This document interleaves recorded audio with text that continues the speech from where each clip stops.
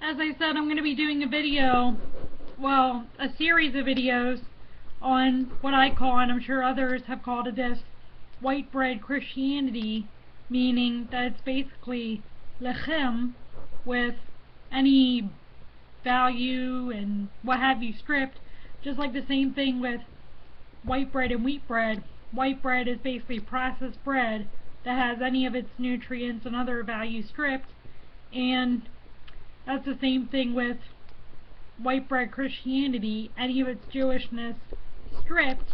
And one example I found was when I was at a church and the pastor was reading a letter to Trajan that had been written by Pliny the Younger, and this is what part of it said. The letter reads in part, "They asserted, however, that the sum and substance of their fault or error had been that they were accustomed to meet on a fixed day before dawn and sing responsively a hymn to Christ as to a God, and bind themselves by oath not to some crime, but not to commit theft or adultery, not falsify their trust, nor to refuse to return a trust when called upon to do so. When this was over, it was their custom to depart and to assemble again to partake of food, but ordinary and innocent food." And it goes on and on and on. And it says, "But I discover nothing else but depraved, excessive superstition."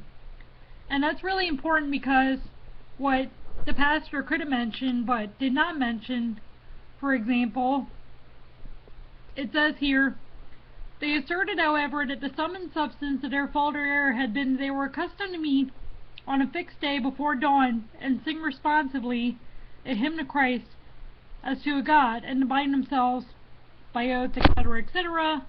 Of course, a part of that is to keep your vows to Jehovah, although Yeshua said, not to swear at all, to say let yes be yes and no be no.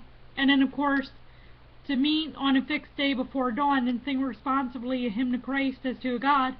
Of course, that would be Hallel and or Shacharit, which was really important, and that was totally missed. That could have been mentioned, and it wasn't. Also, the pastor said something really ignorant, which was that if you were Jewish, you got a pass from the Romans, whereas if you were a Gentile Christian, you didn't get a pass. And of course, without Jews, there would be no Christianity.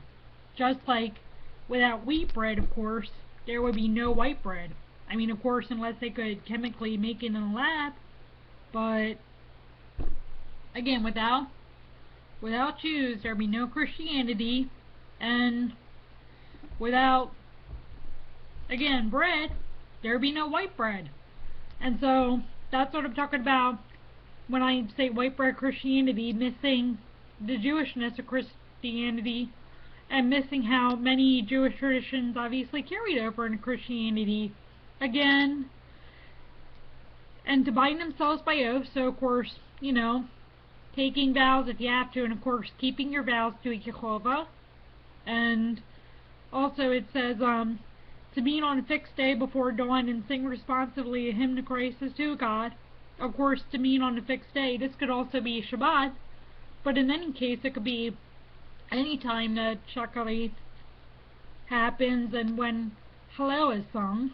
And also, there's a lot of other stuff that was missed, and so, I mean, that's what I'm talking about when I say white bread Christianity, and I'm certainly going to go on into more of this, and I'm sure other people have used the term white bread Christianity before, and I'm not the only one. And if I misappropriated the term, I really do apologize, and just remember that nothing's new under the sun. So if I use your term, I definitely apologize for it.